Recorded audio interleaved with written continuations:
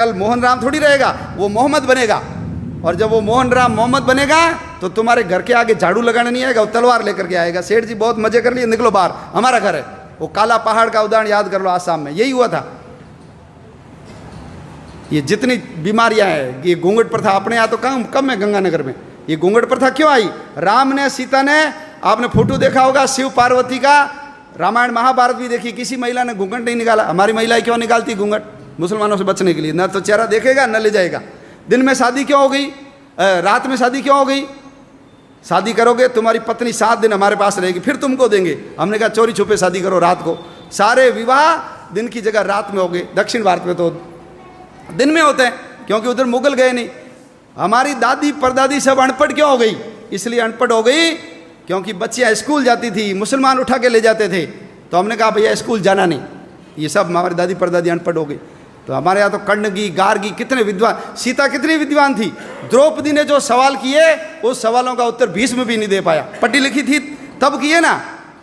ये बाल विवाह, बच्ची को जल्दी शादी कर लो, शादीशुदा बच्ची को मुसलमान कम ले जाते थे। बाल विवाह इनके कारण आ गए। चमड़े का उपयोग, मांस का उपयोग। ये घर में लैट्रिन जाते नहीं थे, बाहर ही जाते थे। हड़प्पा मोहनजोदड़ो में कोई लैट्रिन नहीं निकली, ये जाते थे घर में, क्योंकि महिलाओं को उठा के ले जाते थे। किले से बाहर जाएगी तो घर भाग जाएगी, इसलिए किले में ही जाओ। अब बदबू आ गई तो क्या करें? इनको कहा मुसलमान नहीं बनना तो मल उठाओ। इन्होंने कहा मल उठा लेंगे, मुसलमान नहीं बनेंगे। तो ये सब धर्म योद्धा है, हम भूल गए। सुअर भी अपनी रक्षा के लिए पाला। सुअर रहेगा, मुसलमान घर पे नहीं आएगा। सुअर का तिलक लगाएगी लड़की, उसको कोई मुसलमान हाथ नहीं लगाएगा। तो अपनी रक्षा के लिए सुअर आ गया। आज जो सुअर पालते हैं हम उसको अछूत मानते हैं। ये नहीं होते तो 1947 नहीं, उससे पहले ही देश का विभाजन हो जाता। अंबेडकर जी मुसलमान बन जाते तो आप कल्पना कर सकते हो क्या हालत होती हमारी। अंबेडकर जी ने कहा ऐसे किसी धर्म में नहीं जाऊंगा जिसकी जड़ें विदेश से जुड़ी हुई है। इसलिए बौद्ध बने, कोई फर्क नहीं पड़ा। बौद्ध बने तो वही अंबेडकर जी रहे। उनके पिताजी का नाम रामजी अंबेडकर रहा, उनके गुरु का नाम महादेव अंबेडकर, कोई फर्क नहीं पड़ा। तो बौद्ध तो हमारे अवतार है। जैसे सिख परंपरा है, जैसे जैन परंपरा है, ऐसे बौद्ध परंपरा है। लेकिन है सब कौन? हम सब जाकर के मूल तो उस हिंदुत्व तत्व से जाकर के ही तो जुड़ते हैं।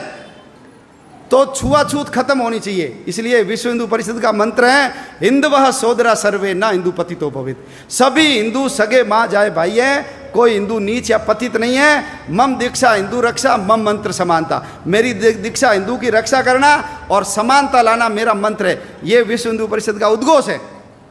आप सब लोग भगवान श्री कृष्ण से और विश्व हिंदू परिषद जिस पवित्र मंत्र को लेकर के इस संगठन के काम में लगा हुआ है, उस काम में जुटिए। देखिए दुनिया में 2 काम होते हैं, एक होता है इंपॉर्टेंट काम और एक होता है इमरजेंसी काम। घर में विवाह है, शादी होनी चाहिए, लेकिन उस समय माँ को हार्ट अटैक आ गया, आप क्या करोगे? शादी करोगे, माँ का इलाज कराओगे?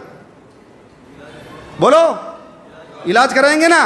तो ध्यान रखना, यदि हम नहीं रहे तो जैसे जम्मू कश्मीर से हिंदू भाग गया, जैसे इराक से हिंदू को भगा दिया, जैसे अफगानिस्तान से हिंदू को भगा दिया, पाकिस्तान से भगा दिया, नेपाल से भगा दिया, भूटान से भगा दिया, तिब्बत से भगा दिया, उधर म्यांमार से भगा दिया, श्रीलंका से भगा दिया, बाली, जावा, सुमात्रा, इंडोनेशिया, मलेशिया, जावा, ये सब हमारे थे, लेकिन सब के सब चले गए। ध्यान रखना, हमारे गुरु नानक देव जी का जन्म स्थान चला गया।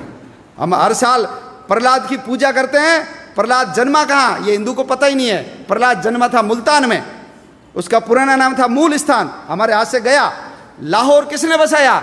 भगवान राम के पुत्र लव ने बसाया लाहौर, गया हमारे हाथ से।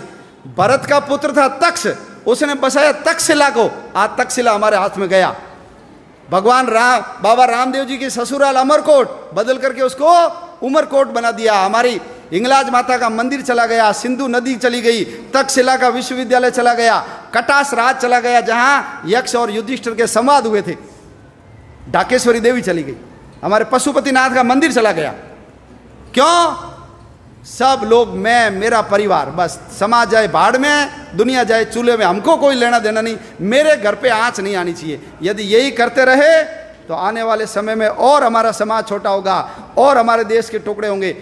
हमको सबको यदि समाज को बचाना है, धर्म को बचाना है, आने वाली अपनी औलादों की रक्षा करनी है, हम तो चले जाएंगे, लेकिन 4th 5वीं पीढ़ी सब रोएगी। देखना हमको कि तुम लोगों ने सब पता था, तुम केवल मैं और मेरा परिवार पैसे के चक्कर में लगे रहे, देश समाज धर्म के काम में नहीं लगे।